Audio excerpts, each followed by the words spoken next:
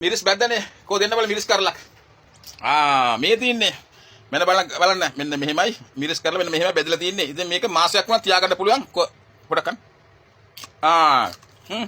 උණු තියනවනේ හොඳට නියමකට තියනවා වකාල බං දැක්ක සද්ද සද්ද දැක්ක සද්ද මට අතට මාරසයි මාරසයි හරිද මෙන්න මේක පට්ට රහසක් හොදේ මේ ගොඩ දෙනෙක් දන්නේ නැති දෙයක් මේක මේ මිරිස් බදින එක මිරිස් කවුරු මිරිස් බැද්දක් ගොඩ දෙනෙක් කියන දෙයක් තමයි මේ මිරිස් අපි බැද්දාම හං වෙනවනේ තියාගන්න බෑනේ කියලා මේ ශර්මිලා බදිනවා මේ මිරිස් මේක මාසයක් වුණා තියාගන්න පුළුවන් නිකන් බිස්කට් එක වගේ තමයි හැපෙන්නේ නිකන් මුරුක්ක හැපෙන්නේ වගේ. ඉතින් අනේ රහස තමයි දැන් මම මේ හෙලි කරන්න හදන්නේ. ශර්මිලා කාටවත් මේ වෙනත් කියලා නැහැ. ඉතින් අද මෙන්න මේ වීඩියෝ තුලින් කියන්නේ නිවැරදිව මිරිස් බදින්නේ කොහොමද කියලා. මිරිස් බැදලා තියාගන්නේ. දැන් මේක මැද පෙරදිග රට සේවය කරන අය වලට පවා මේ මිරිස් දැන් බකාලායිකේ කඩවල වල තියෙනවා මිරිස් කරලා පැකට් තියෙනවා. රියල් 9ක් 10ක් වගේ වෙන්නේ. මෙන්න මේ ක්‍රමයට මිරිස් ටිකක් අරන් ඇවිල්ලා බැදලා තියාගත්තාම පරිප්පු හොද්දක්. විශේෂයෙන් මේ අර ඩ්‍රයිවර්ලට නේද? මේක ගොඩාක් වටිනවා. මිරිස් කාල්ටි බෙදලා තියාගත්තාම පරිප්පු හොද්දක් හදාගත්තාම හොද්දට බත් කන්න පුළුවන්. ඉතින් මෙන්න මේ වීඩියෝ එක ඕගොල්ලෝ මේ ලංකාවේ ඉන්න ඕගොල්ලෝ නෑ හිතමුතුරන්ට සහෝදරයන්ට දෙමව්පියන්ට ඒ වගේම බිරිඳ ස්වාමිපුරුෂයා බිරිඳට මෙන්න මේ වීඩියෝ එක අනිවාර්යෙන් ෂෙයා කරන්න. නේද? මේ වීඩියෝ එක ලින්ක් කරගෙන ෂෙයා කරන්න. මේක මේ ෂෙයා කරලා ඒක දැනුවත් කරන්න. අපි බලමු මේ මිරිස් නිවැරදිව මාසයක් වුණත් හං නොවි කන්න පුළුවන් වෙන්න මුරුක්කු වගේ කන්න පුළුවන් වෙන්න මේ මිරිස් කරලා බදින්නේ කොහොමද කියලා අපි මේ වීඩියෝ එක තුලින් බලමු. මොකද්ද මේ ප්‍රථමයෙන් මොකද්ද මේ කරන්නේ? ප්‍රථමයෙන් අපි මේ ටික කපා ගන්නවා. ඒ කියන්නේ මිරිස් කරලා දෙකට කපනවද? නෑ නෑ චුට්ටක්. මේ මල මේ චුට්ටක් එහෙම කපා ගන්නවා. ඒකේ කතුර තුඩින්. ඔව් කතුර තුඩින් මිරිස් කරලේ කරගෙන යාන්තම් ඒක ලුණු යන්න නේද? යාන්තම් ඒ කියන්නේ කතුර තුඩින් කපලා ගන්නවා. හරි මිරිස් ටික කපලා ඉවරයි. දැන් ඊළඟට මොකද කරන්නේ? ලුණු දාන්න යනවා. ඒ කියන්නේ කැටලුණු නේද? කැටලුණු කොච්චර ප්‍රමාණයක් දානවද? අන්තර මිරිස් කරලා කොච්චර ග්‍රෑම් කීයක් තියෙනවද? ග්‍රෑම් 200ට කැටලුණු කොච්චරද දාන්නේ? මම දන්නවා මේ මුඩින් ටිකක් මේ ලුණු ටික වැඩියෙන් අල්ලන්න ඕනේ. ඒ කියන්නේ මේ ග්‍රෑම් වලින් කියනවා නම් ග්‍රෑම් 100ක් විතර නේද? දැන් මේ හැබැයි මේ ලංකාවේ මම හිතන විදිහට මේ ලුණු නැති හින්දා පොඩ්ඩක් මේක මේ හරිද? ඉතින් ලුණු මම හිතන විදිහට දැන් ලුණු දැන් නම් එනවා ටික ටික ලංකාවට. දැන් හරි. ඒ ලුණු නේද? මේ ලුණු මේ වතුර දාලා හොඳට දිය කරගන්නවනේ. ලුණු වතුර දිය කරගන්නවා. ඒ කියන්නේ ලුණු කැට වතුර දාලා දිය කරලා ඊට පස්සේ මේ මිරිස් කරලා අරගෙන මේකේ පොඟවනවා නේද? පැයක් කීයක් විතර තියන්න ඕනද මේ පැයක් විතර. පැයක් විතර. හැබැයි පැයක් විතර තියෙනවා නම් මේ හොඳට ලුණු තියෙන්න ඕනේ. ලුණු යාන්තමට ලුණු හැන්දක් දෙකක් දාලා පැයක් තිබ්බහම මේ මිරිස් කරවලට ලුණු අල්ලන්නේ නැහැ. ඔව්. ඒ කියන්නේ එහෙම වුණොත් එහෙම එලි වෙනකන් තියන්න වෙනවා. අල්ලන්න. හැන්දක් දෙකක් දැම්මට කමන්නේ නැහැ. හැන්දක් දෙකක් ලුණු කලවම් කරලා කමන්නේ රැට දාලා එලි වෙනකන් පැගෙන්න තියලා ගන්න වෙනවා. හැබැයි ශනිකවම පැයකින් නම් ලුණු ටික වැඩිපුර දාන්න වෙනවා. හරි. ඔන්න දැන් ලුණු කලවම් කරනවා. දැන් ඔය ලුණු නේද? කැට ලුණු දැන් හොඳට දිය කරලා තියෙන්නේ. හරි. දැන් ඊළඟට මොකද කරන්නේ? මේ ටික දාන්නවා. ලුණු ටික දාන්න. දැන් මේ මිරිස් කරව මේ මිරිස් ඇට එළියට ඇවිල්ලා තින්නේ.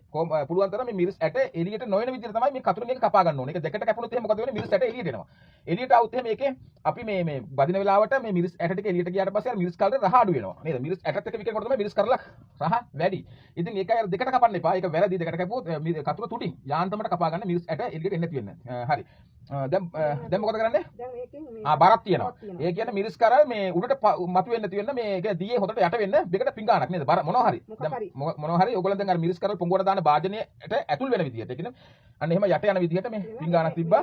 බරක් උතර තියෙනවා. ඒ කියන්නේ මේ ලී වංගඩියක් තමයි ඒකට තියලා තියෙන්නේ. යාන්තම් පොඩි බරක්. හරි. දැන් මේක පැය දෙකක් විතර පැය දෙක තුනක් වැඩි වුණාට ප්‍රශ්නයක් නැහැ. හැබැයි අඩුවෙන් ගන්න එපා. අඩුවෙන් ගත්තොත් එහෙනම් මොකද වෙන්නේ?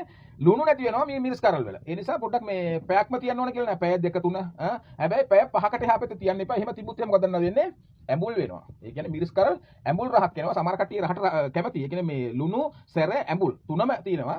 ඒ වුණාට මේ අර ඇඹුල් රහ ආවම අමුතු රහක් වෙනවා. හරි. එහෙනම් අපි ඊළඟ කොටස ඔන්න දැන් බලා ගන්න. ඔන්න දැන් මේ රහස තමයි දැන් පෙන්වන්න හදන්නේ. මේ මම ශර්මිලාගේ මුලින්ම අහලා දැනගත්තා මේ ක්‍රමය මොකද යා කියනකොට පරක් වෙන නිසා දැන් මේ අන්න තාක්ෂික ලිපිය දීලා තිනවා. තාමත් ලිපපත්තු කරලා නැහැ. ඔන්න බලන්න ලිපපත්තු කරලා නැහැ. ඊගාවට මොකද කරන්නේ? දැන් ඔයාලා දැක්කනේ නේද? දැන් මේ පැයකට උඩදී දැන් මේ පැය දෙකක් වෙනවා. කවුරු හිතන්නේ බෑ පැය දෙකක් තිබුණ නිසා මේක දැන් ලුණු වැඩි වෙලාද? එහෙම ලුණු වැඩි වෙන්නේ නැහැ. කොච්චර වෙලා තිබ්බා ලුණු වැඩි වෙන්නේ නැහැ. පොඩි ඇඹුල් ගතියක් එනවා. ඒක මම මුලින්ම වීඩියෝ කියලා තින්නේ. මේ වීඩියෝ කිව්වේ. හරි. ඒක දැන් හරි. ඔන්න දැන් බලන්න මේ දැන් මිරිස් හොඳට ලුණු වතුරේ දැන් පැංගිලා තියෙනවා. හරි. දැන් හොඳට මොකද කරන්නේ? හොඳට වතුර මිරිකලා ආයි වතුර මිරිකලා මේ තාච්චියට දානවා. දාන්නකො තාච්චියට හරි. අන්න තාච්චියට දැම්ම වතුර මිරිකන එක තාච්චියට දානවා. හරිද? මෙන්න මේ රහස හොඳේ මෙන්න මේ රහස ඕගොල්ලෝ හැමෝටම කියලා දෙන්න. මේක තමයි වැදගත් වෙන්නේ. ඔව් මේක තමයි වැදගත්ම දේ. මේ මිරිස් පැතිල්ලේ වැදගත්ම තැන තමයි මෙන්න මේක. හරිද? ලුණු වතුර ඒක කවුරු දන්නවා ලුණු වතුර දාන එක. ලුණු වතුර පොඟවල සමහර කට්ටිය ලුණු වතුර දාලා තම්බල ගන්නවා. එහෙම කරන්න එපා. තම්බල ගන්න එක එච්චර ලොකු සාර්ථක දෙයක් නෙවෙයි. හරි. දැන් බලන්න මේ විශේෂයෙන් මේ දැන් මේ මෙන්න මෙහෙම මේ ඇට ඉවත් උනේ පොඩ්ඩක් මේ අර මිරිස් කරල් මේ පොඩක් පැලිලා තිබුණේ. සම්පූර්ණ මිරිස් කරලක් නම් මෙහෙම ඇට ඉවත් වෙන්නේ නැහැ. මොකද මේ ඇට ඉවත් නොවි වැඩේ කරගන්න බලන්න ඕනේ වැඩේ මේ ඇට ඉවත් නොවෙන ගානට. හරි. දැන් අන්න ලිපපත්තු කරනවා. හරි. ලිපපත්තු කරලා දැන් පොඩ්ඩක් තියනවාද මේකේ තියෙනවනේ පොඩක් වතුර නේද? දැන් තියෙනවා මේ ලුණු පොඩක් ලුණු වතුර අර තියෙනවනේ වතුර. ඒ වතුර මොන දැන් සද්දයක් එක්ක දැන් මේ වතුර ටික හිඳෙනවා.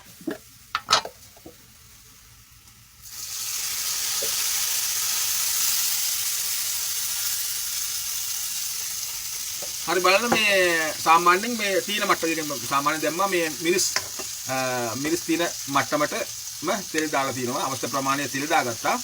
ඔන්න දැන් ඉතින් මේක හිමීට බෙදෙන්න අරින්න ඕනේ. හිමීට දැන් බෙදෙනවා.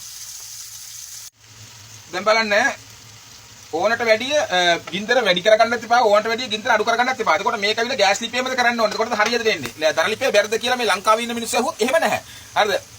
ගෑස් ලිපේ දර ලිපේ ඕනේ හේ කරන්න පුළුවන් එහෙම කිසිම ප්‍රශ්නයක් නැහැ. ගින්දර ගොඩක් වැඩි කරගන්න එපා. ඒක තමයි මෙතන මේ විශේෂ දේ ගින්දර වැඩි වුණොත් සමහර කලාවට මේක ඉක්මනටම මේ කරවෙන් ඉක්මනටම බෙදලා ඊට පස්සේ අර මම කිව්වා මුරුක්කු වගේ තියෙනවා කියලා කිව්ව මාසයක් වුණත් අන්න ඒ ගතිය නැති වෙනවා. ඔන්න දැන් සාමාන්‍ය තත්ත්වයට අවිලා තියෙන්නේ. සාමාන්‍ය තත්ත්වයට කියලා කියන්නේ දැන් 180ක් මිරිස් බෙදලා තියෙන්නේ. ඔන්න බලන්න.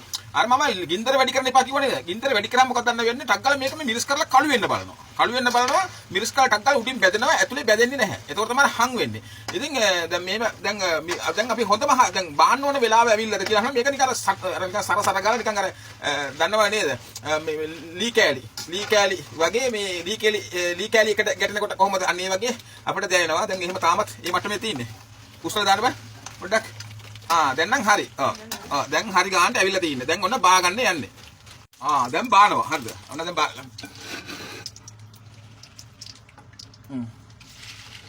ඔන්න දැන් බා ගන්න වෙලාව. ලිප නිවලා තියෙන්නේ. ඔන්න බලන්න ලිප නිවලා තියෙනවා. ලිප නිවා ගන්න. දැන් දර ලිප කරන කෙනෙක් දර ලිපේ මිරිස් බඳින කෙනෙක් මේ තාච්චිය බා ගන්න ලිපට. ඒ කියන්නේ ලිප නිවන්න බෑනේ දර ලිපක් නම් නේද? ඒ නිසා මේ තාච්චිය බා ගන්න. බාගෙන මෙහෙම මේ තෙල් ටික පෙරලා අරගෙන මොනව ගන්නට හරි හරිනේ හරි ඔන්න මිරිස් කරලා ඔන්න බලන්න ලස්සන පාට නේද එතකොට මම මේ පොඩ්ඩක් ඉන්නකෝ කාලා පෙන්නන්නම් නේද මිරිස් බැද්දනේ කෝ දෙන්න බල මිරිස් කරලක් මේ තියන්නේ මෙන්න බලන්න මෙන්න මෙහෙමයි මිරිස් කරලා මෙන්න මෙහෙමයි බෙදලා තියන්නේ ඉතින් මේක මාසයක් වුණා තියාගන්න පුළුවන් පොඩක් ගන්න ලුණු තියෙනවනේ හොඳට. නියමකට තියෙනවා.